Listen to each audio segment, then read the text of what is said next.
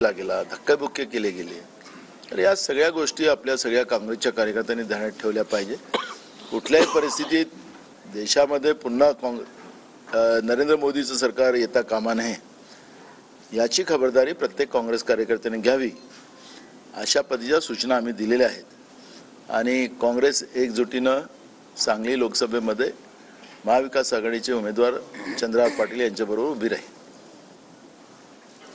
तुम्हाला वाटतं का एकूण मेळाव्यातलं सूर किंवा सांगली सध्या असलेल्या सगळा अंदाज आल्यानंतर की हे शक्य होईल असं? बिलकुल होईल, कारण की आमच्या नेत्या सोनिया गांधी आणि राहुल गांधीजीवर ज्या पद्धतीचं नरेंद्र मोदीच्या सरकारने जो आघात केला, खोटे आरोप लावलेत आणि त्यांना जो त्रास दिला, याचं काँग्रेसचा कार्यकर्ता कधी विसर पडू देणार नाही।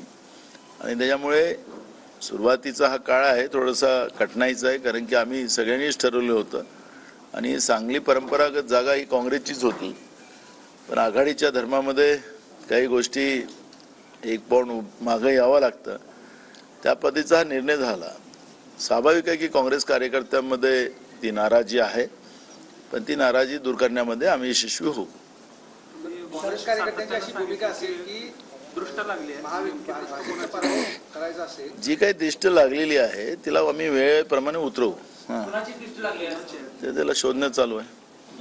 काँग्रेस कार्यकर्त्यांची अशी भूमिका असेल की भाजपचा पराभव करायचा आहे आणि तो महाविकास आघाडीच्या सोबत सांगलीत गेल्यानंतर होणार नाही, तर अशा वेळेला काँग्रेस कार्यकर्त्यांनी काय करावं? मूळ प्रश्न आहे की एक लोकसभा निवडणुका आपण पाहिलं असेल आणि तुमच्या माध्यमाच्याच माध्यमातून आम्ही कळवतो की वन नेशन वन इलेक्शन जे काही आणि 400च्या पार आणि भाजपचे सिटिंग असलेल्या खासदारांनी सांगावं की आम्हाला 400 पार जागा कशासाठी पाहिजे, तर आम्हाला याच्यानंतर देशामध्ये संविधानच ठेवायचं नाही, तर पुढच्या निवडणुकाच नाहीत ना। आखरी पक्ष लोकशाही या सगळ्या संविधानाच्या आधारावर आहेत। भाजपची मानसिकता एकदम स्पष्ट आहे, त्यामुळे कार्यकर्त्यांच्या भावना तीव्र आहेत, त्याला काही नाकारता नाही। आम्ही माझ्या पण भावना यांच्यापेक्षा जास्त तीव्र आहेत, मी माझ्या भाषणातही सांगितलं। पण मूळ प्रश्न तो नाही ना की सध्याची स्थिती देशासाठी भयावह आहे आणि अशा परिस्थितीत सांगली जिल्ह्यातल्या काँग्रेसच्या कार्यकर्त्यांनी नेहमी देशाच्या लढाईमध्ये सहभाग काँग्रेस सांगली जिल्ह्याच्या काँग्रेसचा कार्यकर्त्याचा राहिलेला आहे, तो आता पण राहील, याच्यामध्ये आमच्या मनात कुठलीही शंका नाही।